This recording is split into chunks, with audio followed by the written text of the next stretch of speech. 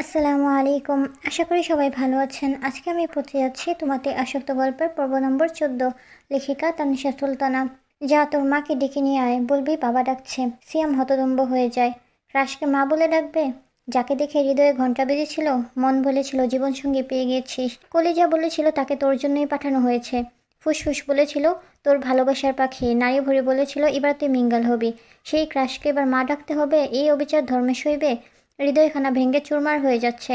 আবরার কি অন্যায় কথা বলেনি? অবশ্যই বলেছে, ঘোর অন্যায়মূলক কথা বলেছে, চরম লেভেলের অন্যায়। কিন্তু এটা কে বলবে গুমরামুখ ভয়ঙ্কর আবরারকে? কার বুকের পাঠা আছে আবরার তাসনিনের গলায় আঙ্গুল দিয়ে বোঝানোর, তুই অন্যায়কারী, তুই অপরাধী, তোর ক্ষমা নেই? যেই বলতে যাবে তাকেই চোখের দৃষ্টি দিয়ে জ্বালিয়ে দিবে, বা আমানের মতো মুখখানা ভেঙে দিবে। শুকনো ঢুক গিলে সিয়াম অসহায় দৃষ্টিতে তাকায় আবরারের পানে। কি সুন্দর দেখতে, ঠিক রাজপুত্রের মতো, কিন্তু মনখানা নির্দয় পাষাণ। এই মুহূর্তে নির্দয় পাষাণ পুরুষ ব্যস্ত ভঙ্গিমায় ল্যাপটপের কিবোর্ডে আঙ্গুল চালাচ্ছে।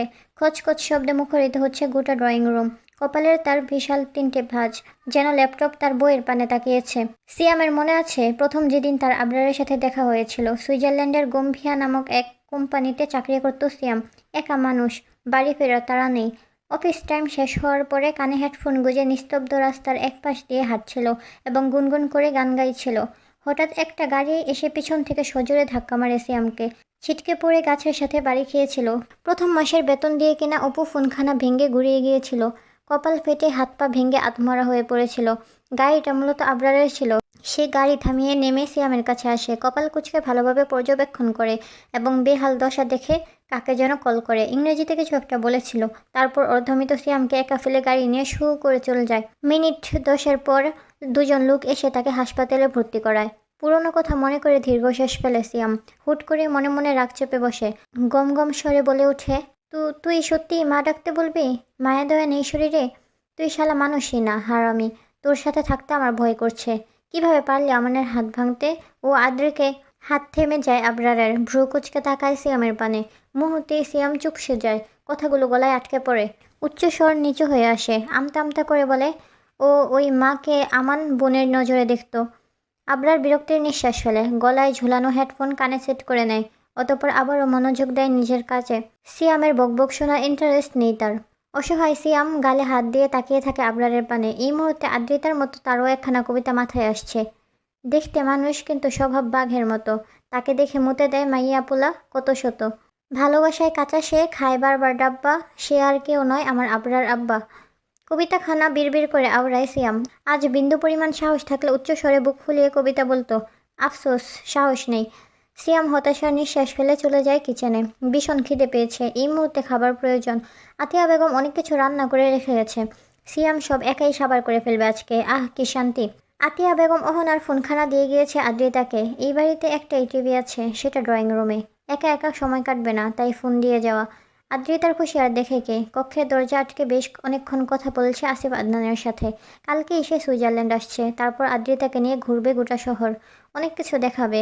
অতঃপর বাংলাদেশে পা রেখে আদ্রিতার মায়ের কাছে বিয়ের প্রপোজাল দিবে। রাজি হলে হলো, না হলে দুজন মিলে পালাবে, এমনটাই শলা পরামর্শ করেছে। আসিফ কলকাতায় আদ্রিতার ভয় করতে শুরু করে। বিশাল এই বাড়িখানায় একা একা থাকা যায়? আদ্রিতার মতো পুঁটি মাছ থাকতে পারবে? এটা সম্ভব? কখন না জানি ভূত এসে গিলে খেয়ে ফেলে। তার উপর আদ্রিতার কক্ষের পেছনেই রয়েছে বিশাল পাহাড়। সেই পাহাড় থেকে যদি কিছু একটা চলে আসে।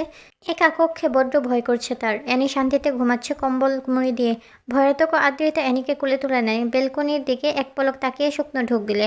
আশ্চর্য, আসিফের সাথে যখন কথা বলছিল তখন কোনো ভয় করল না, আর এখনই বা করছে কেন? ভয়েরও কোনো কাণ্ডব জ্ঞান নেই।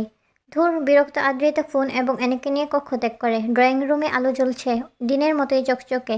সোফাখানাও বেশ চৌড়া। আদ্রিতা এনেকে বুকের মধ্যে জাপটে জড়িয়ে ধরে সোফায় গা এলিয়ে দেয়। কুশন বালিশ হিসেবে মাথায় দেয়। বাহ, এখন আর ভয় করছে না, শান্তিতে ঘুমোতে পারবে। মৃদু হাসে আদ্রিতা। বিড়বিড় করে বলে, আসিফ আদনান স্বপ্নে এসে আমায় চুমু খেয়ে যান, শক্ত চুমু, যে চুমুতে আমি কপোকাত হয়ে যাব। ভোর হওয়ার আগেই আবরারের ঘুম ছুটে যায়। এটা বরাবরের স্বভাব, আজকেও তার ব্যতিক্রম নয়। ল্যাম্পপোস্টের পাশে হ্যালো কিটির মাথাওয়ালা ঘড়িখানা টিকটিক করে বেজে চলেছে। জানান দিচ্ছে, আবরা তাসনিন উঠে পড়ো, তোমার শরীরচর্চার সময় হয়ে গিয়েছে। চোখ বন্ধ করে সাদা কম্বলের তলা থেকে হাত বের করে ঘড়ির মাথায় থাকা বাটন চেপে সেটা বন্ধ করে। তারপর চোখ খুলে আড়মোড়ো ভেঙে উঠে বসে বেলকনির পর্দা সরায়। স্পষ্ট দেখা যাচ্ছে বাইরে বেশ কুয়াশা পড়েছে। বাঁ হাতে চোখ ডলে নেয় আবরার। এলোমেলো চুলে হাত বুলিয়ে কোমর হতে কম্বল সরায়। দৃশ্যমান হয় গোটা শরীর। 2 কোয়ার্টার প্যান্ট ছাড়া আর কিছুই নেই। মার্বেল ফ্লোরে পা রেখে জুতো খুঁজে নেয়, পেয়েও যায় মুহূর্তে। জুতো পরে বিছানা ছাড়ে, প্রথমেই কম্বল ভাঁজ করে কাবাডে রাখে। বিছানা চাদর টান করে বালিশ সাজিয়ে কক্ষ হতে বেরিয়ে যায়। 1 কাপ কফি ছাড়া সকাল শুরু হয় না। শেষ সিঁড়িতে পা রাখতেই আবরারের চোখ আটকায় সোফায় ঘুমিয়ে থাকা আদ্রিতার পানে। লম্বা চুলগুলো ফ্লোরে বিছিয়ে আছে, সাদা রঙের টপসখানা উপরে উঠে গিয়েছে। স্কার্টের অবস্থাও শোচনীয়, হাঁটুর উপরে চলে এসেছে।